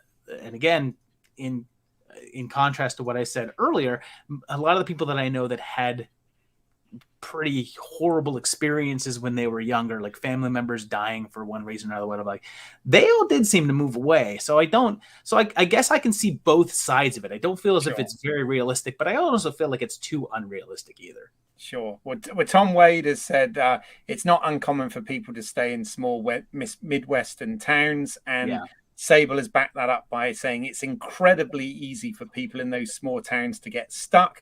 I have seen and have family members who barely leave their town or city. So, I think fair. I just thought I'd ask the question. Sable said earlier on about if they were stunted by trauma, and I think there is some evidence about people who well spotted experience very traumatic events. Weird, strangely, you think that they would do everything to get away from them and separate, but actually, you end up kind of sticking with it in some way, and because that's the only way you know how to try to face it is to actually look at it. And I think potentially we're getting up probably deeper than any of these movies were ever intended to be. But Laurie's take on it in the 2018 version, was to stay around to try to face it, to try to heal, and I wonder if there's probably something to be said for that. And also Sable rightly says here that clearly all of Haddonfield needs a few therapists that are not attached to Smith's Grove. Yeah, I mean, it's worth mentioning that Smith's Grove does not have a good track record. I mean, Loomis, let's just think about Halloween 78 for 1 second. Loomis spends his first scene in the film just saying to Marion, they're in one single station wagon, just a normal family car, just driving up to pick up someone who he claims is the embodiment of pure evil and is unstoppable and will kill the second he gets the chance. But to pick him up, to take him to court, is just him and a nurse in a station wagon. And when they get to this hospital and find that all of the patients are wandering around in the street, he goes, "Wait here, I'll go," and that'll be fine. There's nothing weird about it. So, no, exactly. Yeah, Loomis, terrible therapist. But we love him. We're talking a lot about the trauma of these characters and like the things that they are going through and have gone through. And I have a joke that I made on my channel on my video, and I feel as if this is it. And I feel I feel as if they're Halloween Kills, that when they made this movie and had these characters and all these character storylines in depth and everything along those lines, and they dealt with Laurie and her traumatic experience and all these things and all the stuff that the characters come through, and then they sat down and they said, this is great, this movie's great, but there's all this filler in here. Can you cut all that out? So they did. They cut out all the filler and they put it to the side, and they're like, perfect, now let's release the movie. And they accidentally took the reel of filler and put that out, and that's the movie that got out. And like the actual movie with a story and plot of the main characters is like sitting on a shelf somewhere, and it's just like, whoops, this is the movie we wanted, Halloween Kills. Because it feels like a bunch of deleted scenes. That means that the deleted scenes on the Blu-ray disc will be really interesting then. Yeah, because there's always those stories like, we made this movie and we had this whole subplot about like a mob chasing the wrong guy or whatever like that. We realized it didn't affect anything, so we cut it out. And that's what this felt like, such a diversionary side story that most movies would have cut out of the movie, and instead it's the main focus of the movie. So that's why it just always felt like some sort of weird deleted scene. Yeah, no, absolutely. Also, obviously, another returning character from the 78 movie is the character of Lonnie Elam, played in this by Robert Longstreet. I don't think the child actor from the original one is still acting, but I am right. This is the kid that it's the boogeyman is coming. Is that one? Yeah. And then he's the one that's meant to go into the Myers house and Loomis and he goes, "Lonnie Elan, move your ass," Loomis says, or whatever. But here's the thing. What did you think? Because it's something I do want to talk about. So at the beginning of this film, we have a bit more of the backstory of the Lonnie character from 78, as well as Hawkins, who of course we'll come on to as well. But what were your thoughts on how they did that? Because I, for one, thought the 1978 recreations were kind of the best part of the movie almost. And I just wondered what you both thought about that. Again, jump in. I mean, I will say I thought that the flashback looked great. I thought that it really did capture that old school Halloween vibe. I thought that it was stylistically done very well. I am a big fan of Jim Hawkins, so seeing him appear in this, he does not act a whole lot outside of his own movies. So seeing him play the police officer that is shot in the beginning of the movie, seeing him play another role was actually like, oh, cool. I'm into that. I do feel as if the kind of similar. I do feel as if the flashback doesn't really matter to the movie. If you actually watched Halloween Kills without seeing that opening flashback scene, it doesn't change anything about the movie. So I feel if it's very again, it's a fan servicey kind of a thing. It's like a nostalgia more than it is a story element. It's fun to see. I mean, I'm certainly not mad about seeing it because it is cool. I like the fact that they did a prosthetic Loomis, which was kind of cool instead of doing like one of those weird CGI deep fake things. Yeah. It was nice to see and everything like that. But again, not the most point filled thing. And Lonnie, I know that there's been some talk. We've made fun of him, and Uncle Pete talks about how dumb that Tommy was, but Lonnie was the dumbest character in the movie by a long shot. No one is dumber than Lonnie in that movie. Yeah, he hasn't changed since the original, basically. And he had to face his fate. I think that's what it came down to. I really enjoyed the 78 stuff, but I'm in agreement with Josh. It probably doesn't move the story along in any way, but I think that's the other thing we got to think is like, you are going to see these movies to be entertained, and plot is very, very important, but sometimes so is, oh, cool, they're back in 1978, and that's enough. And I think just the fact that we've had 40 years of sequels completely screwing up the mask, completely screwing up the characterization of Michael Myers, and to see someone sort of pay so much attention to detail to try and get that 78 right. They got 90% of the way there, and I also think because in 2018 they had to sort of retcon what would have happened instead of what happened in Halloween 2, to have like Hawkins be the guy that was the first responder. When they had that little bit in Halloween 2018, that then we kind of had to make up what would have happened.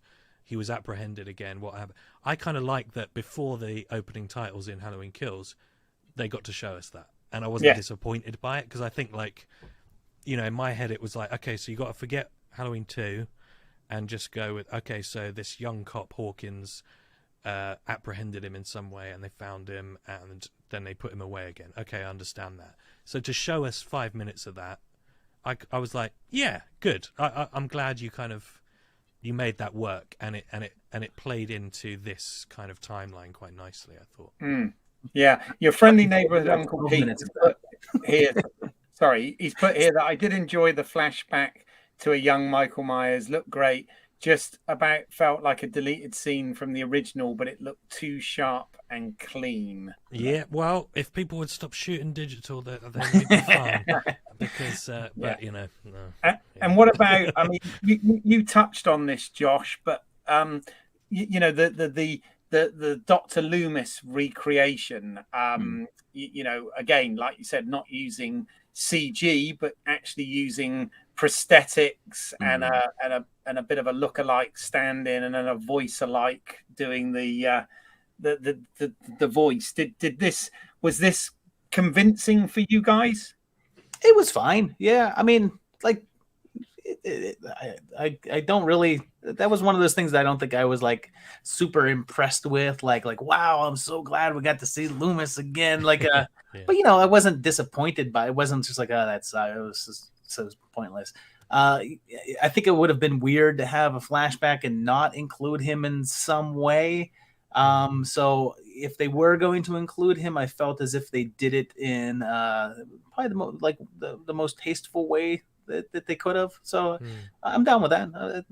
It's nice to see Loomis. It's nice to hear at least a voice that sounds similar to that crazy voice. Yeah, I shot him 6 times. 6 times.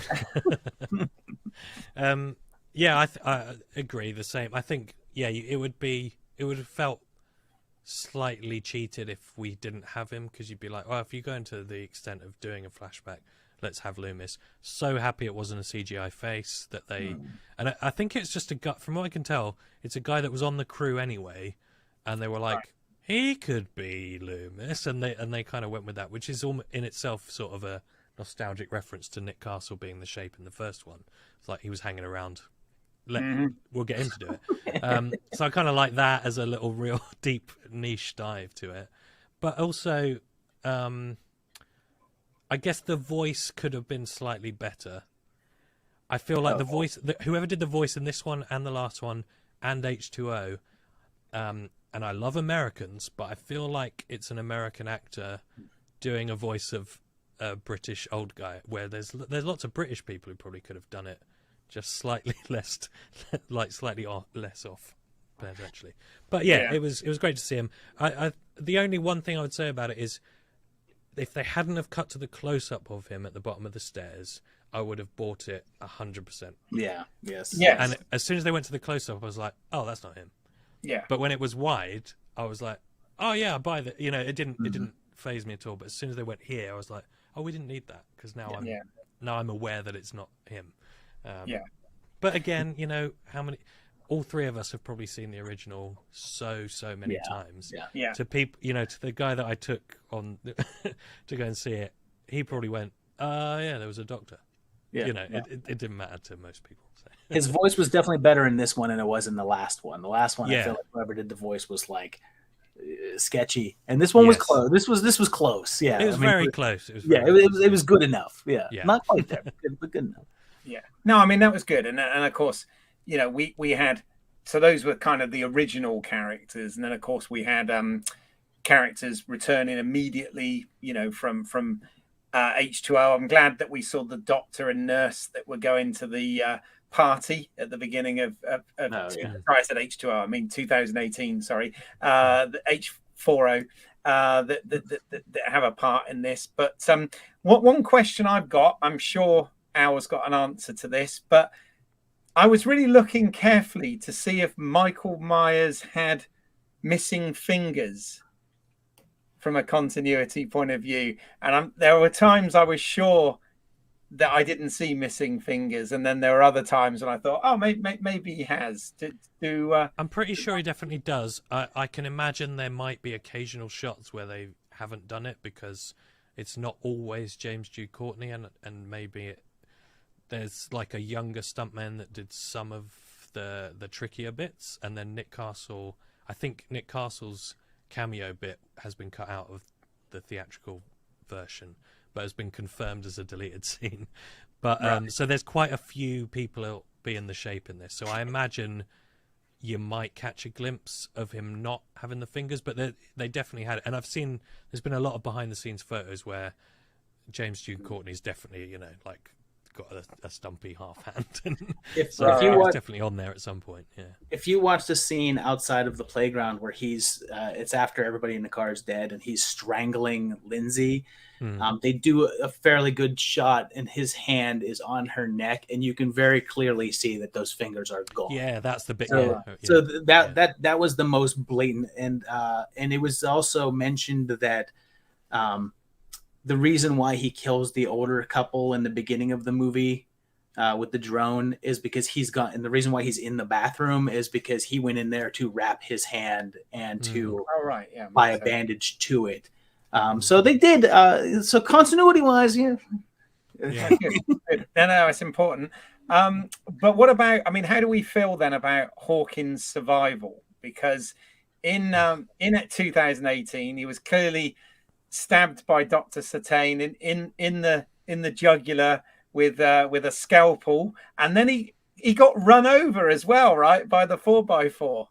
Correct? He doesn't get run over. Does he not? No, he's stabbed, I think the doctor gets run over. Doesn't the doctor get run over? Oh, okay.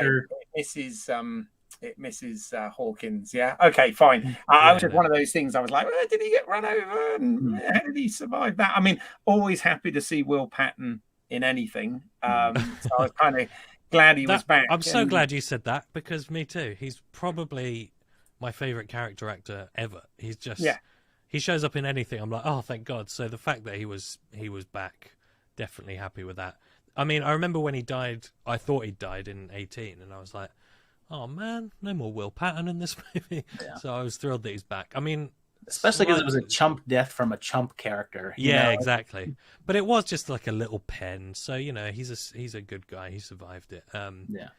A bit of suspension of disbelief that he survived it. But I guess what's useful about them doing that is that first of all, it brought Cameron back into the storyline, but it also helped us to establish where we are in the timeline. Because when you look at the original Halloween, the end of Halloween 1 is the next second is Halloween 2, and that's the linear timeline. Whereas Halloween Kills starts when Halloween 2018 is still going on. So we don't know how long Hawkins has been there, but it's just their way, I think, of saying he might have only been there 3 minutes because Cameron's walking down the street at the right time.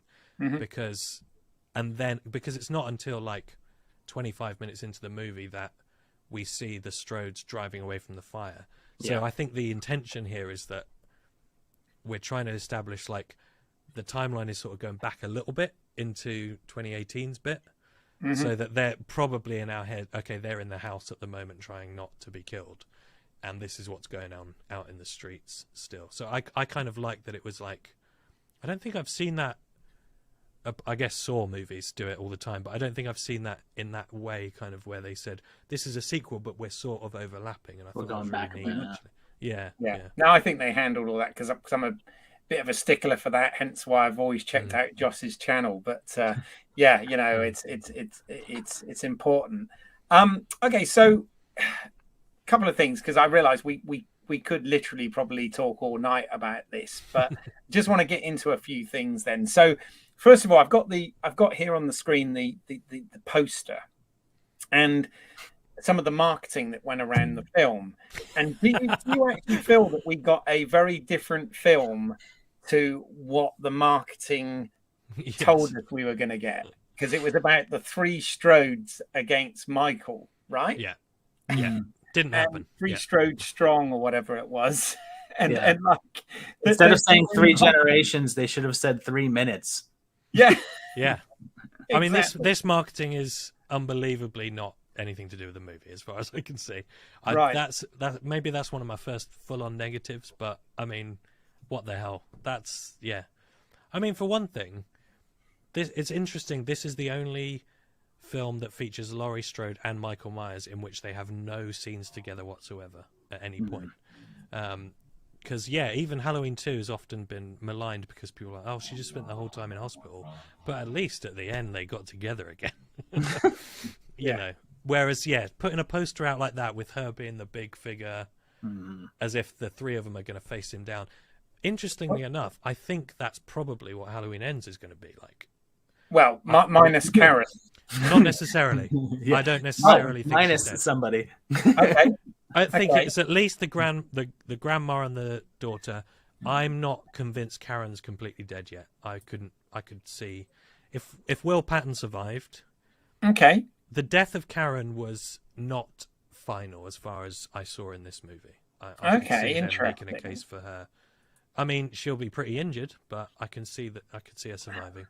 Okay, interesting, because I have heard reports that, and apparently we are going to get this on the home media version, but there was a different ending originally where you had this scene where which kind of mirrors she sees the reflection of young 6-year-old Michael Myers in the window of his sister's room, right, where they committed that act. And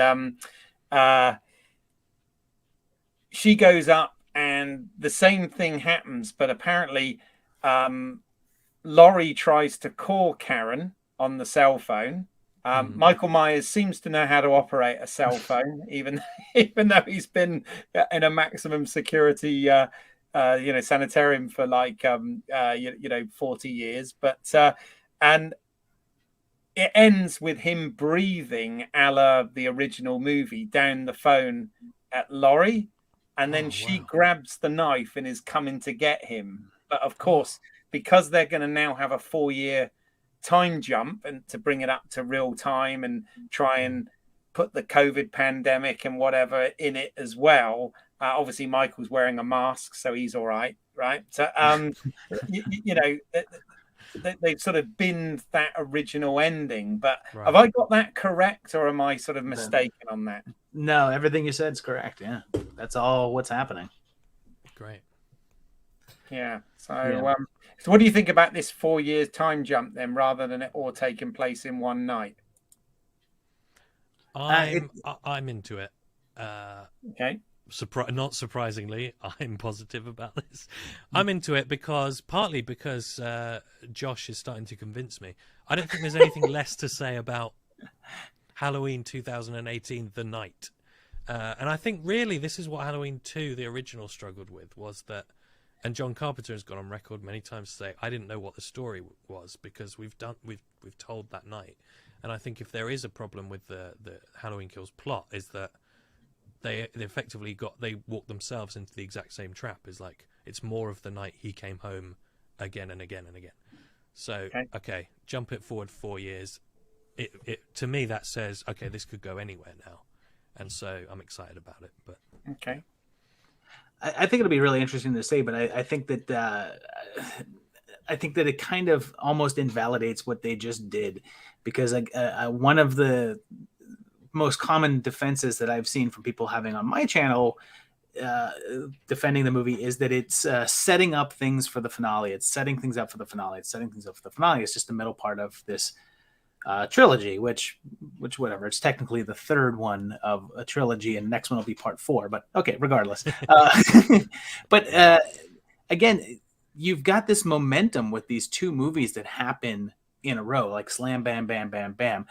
And if you're going to now give this big break and you're going to jump to a bunch of time ahead, normally, narratively, you would have sort of a finale, sort of like something that wrapped a bunch of stuff up before jumping ahead in this whole time frame. And this kind of defies that. And I'm not saying that it's going to kill it, because I don't know. I haven't seen anything about Halloween Ends yet, so it'd be very not correct of me to judge it based upon what I know. All I'll say is, from what I've seen of it setting things up, and I know I've already said this, but if they are going to jump to 4 years from now, they kind of just have told the audience that they don't need to watch Halloween Kills, because everything, because at the ending of Halloween Kills, it's like if you've got to the ending of Halloween 2018, you could basically just tell somebody, like, yeah, it's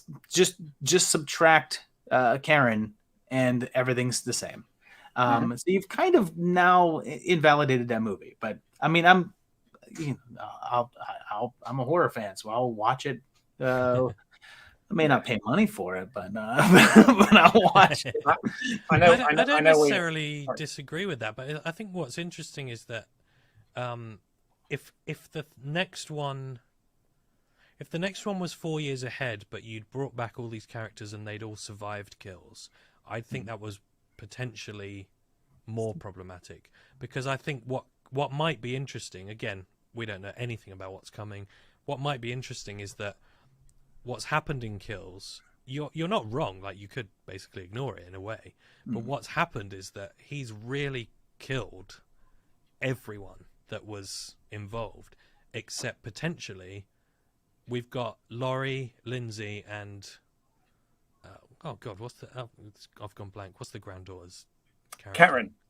No, not Karen. I don't know the granddaughter's name. Sorry, Allison. Allison.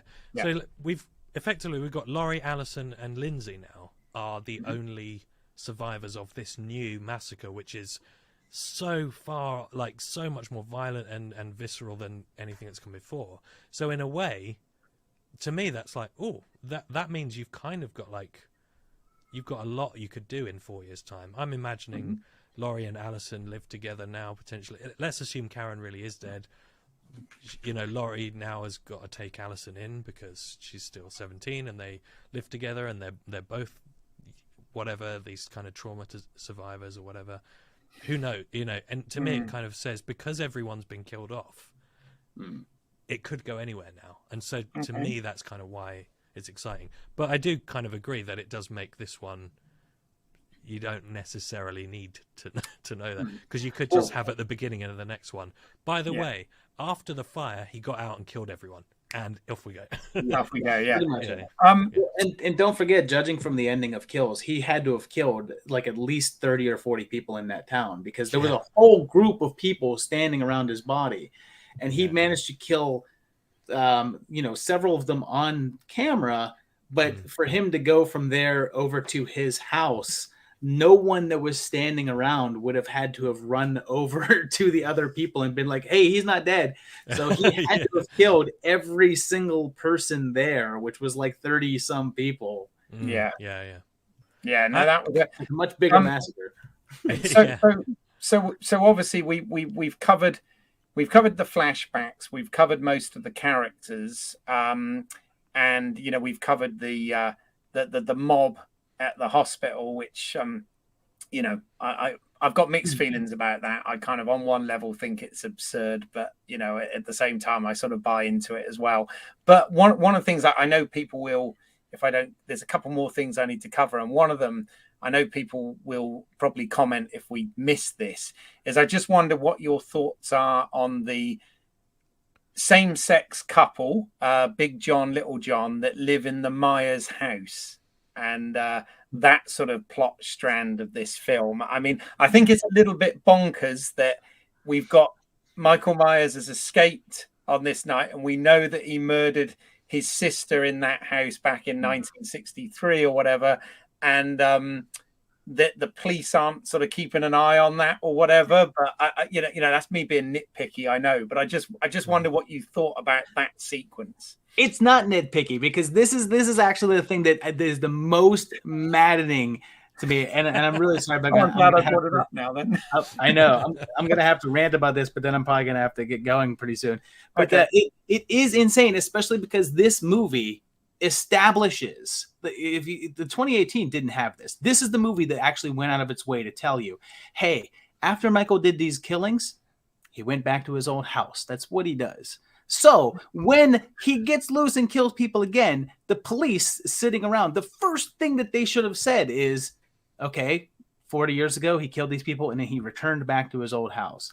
Who's living there? Hey, there's this couple that lives there right now. We should let them know, or we should stake that out, because that's probably where he's going to go. Not only did they not stake it out, not only did they even not check it out, they didn't warn the people that they're there. The people there's information about him all over the news, and the people that are there in the house know about his story. And I'm sorry, but if you told me, hey, the guy that used to live in your house is free and he's out on the streets killing people right now, dude, I'm sorry, I'm going to get a hotel, like at least until they catch this dude. And it's a crazy bonkers thing. And I said this in my video of it, is that they actually had made it this big moment of like, when he sees Michael in the house, he's like, Michael, you came home. It's like yes. He did. Well, why would you not think that he was going to? He did it before. He's going to do it again. And they haven't seen Halloween Resurrection, you see. They weren't. There you go. Of course. It links to Resurrection. I like it. Yeah. I like it. Is that... No, okay. That's fair. I mean, Al, I appreciate we are running out of time a bit here, but do you have any thought on that? I can't disagree with that. That's fine. I also love the characters, and my really quick anecdote. My friend that came with me finds it very hard to concentrate on any one thing at any given time, and he does some film editing for my company occasionally. And just when it cut to, I think it's Big John smoking the joint and listening to records. Yeah. He just tapped me on the shoulder and he went, that's me when I should be working. And I was absolutely crying with laughter because it's so true. Any chance this guy gets to be like, oh, let's just put on music and dance around.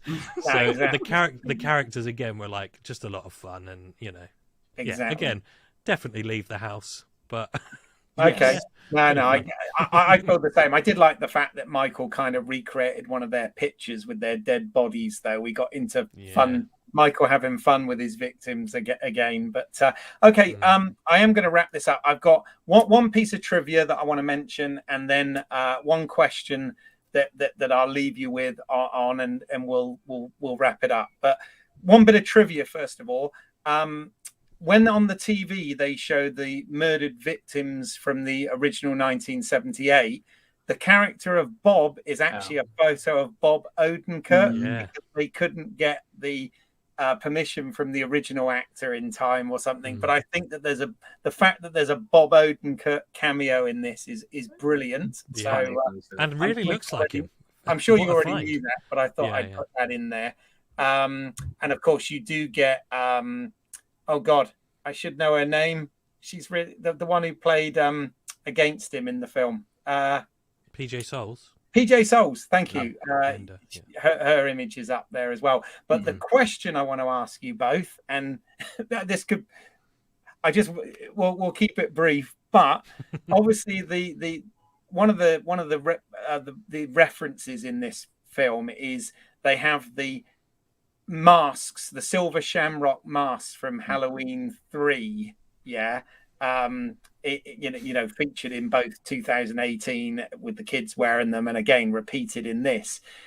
Question I want to leave you is: are they going to try and tie Halloween 3 into this, and the whole silver shamrock, Stonehenge, all of that sort of thing is somehow going to tie into this? What do you think? If it means we get Tom Atkins showing up in the next movie, I'm for it. Yes. I would say I hope they don't, because I think it should be separate. But what I would say is I genuinely think I have a great treatment for a follow-up to Halloween 3, a direct sequel with Tom Atkins, set 40 years after the original, and so hopefully someone at Blumhouse is going, do you know, I'm going to ask that guy in England. Blumhouse are obviously watching this, James. Of course, tunes into the channel all the time. I know he does, and having Stonehenge show up is actually marginally more believable than a character running up to a car with a gun and the car door hitting the gun at the exact right angle in time for her to blow her own brains out. It's actually, I'm Stonehenge. There you go. Right, guys. I appreciate we're 2 hours now, and I appreciate you've got lives and you need to go. So I just want to say, obviously, to both of you, massive thank you for joining us on this. I mean, it is a massive topic that we could have talked about for hours, but I do think we covered quite a bit. I want to thank as well the people who have been watching this live, and particularly the ones that put comments in the stream. I tried to get to as many of them as I could, and keep us on schedule and whatever, but I really appreciate the input. If you're finding this after the case and a video, and you've got comments or questions, please put them in the section below, and we'll try and get back to you. Please also do check out the other work on this channel, and see what's going on. I'm going to put links to everything down below, but I just want to give you both the opportunity before we end to promote any work that you've got, or if anybody wants to get in touch with you, where do they find you? Al, start with you. Well, it's interesting. I'm a filmmaker here in the UK and run a small production company here. We are currently developing a horror feature film. I would love it if anyone out there's got loads of money. We are always looking for money. I've got. You're looking for actors. Most of it's cast. It's almost completely cast, I'm afraid. But we're called Turtle Canyon Media. We're called Turtle Canyon Films as well. We do basically films, comedy, all sorts of stuff. Anything that will be filmed, we do it. And we've got probably, I think, on the comedy side, about 7 podcasts around. So different Brilliant. kinds of podcasts as well. So yeah, we're about certainly fairly easy to find if you look for Turtle Canyon. So thank you very much. Okay, Yeah. I'll make sure to put a link in the show notes for that as well, obviously. And Thank you, yeah. Josh, it's been a pleasure to have you involved. I hope I let you speak enough. But where can people? You've got to tell everyone about movie timelines and anything else that you want to promote. Yeah, it's just mainly movie timelines is the thing I'm doing right now. Go to movie timelines on YouTube and check it out. We got a group of different series that you can follow. One that focuses on continuity of horror films. One that's just a bunch of lists of different things. I do a whole thing called unanswered questions, where I try to answer questions from movies that are unanswered, obviously. And my favorite one that the patrons can participate in on Patreon is called Dead Last, where we rank either a franchise or rank themes, and I get an aggregate score. Because I've seen a lot of videos where people give their rankings, like, here's my favorite Friday the 13th movies, and I'm more interested in what the group thinks. So I add up all the scores, and that, based upon rankings of like 30 some people, finding out which is the best.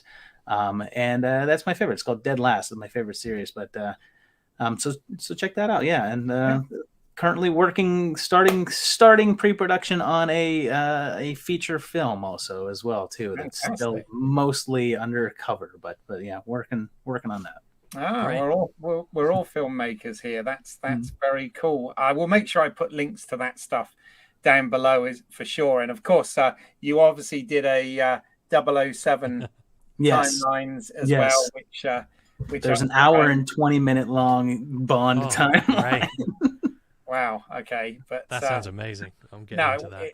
It is, and I will. Whilst we're plugging, I'm also working on a feature film at the moment, which I started before COVID, but it got put on hold for a while. So it's called Car Cam. The clue's in the title. But check out. I will obviously put updates to all of that stuff here. But yeah, in the meantime, I just want to thank you guys both for being involved in this. I really appreciate it. And you out there, we'll see you next time on the next Home Media Minefield presents Let's See What's Out There. Take care. Thank you. Bye. Let's all go to this webcam stream. I know they're really insistent. Apparently, it's going to be great. I'm sure it's legit. It's full of all sorts of viruses. I have no doubt. Anyway, bye for now, folks.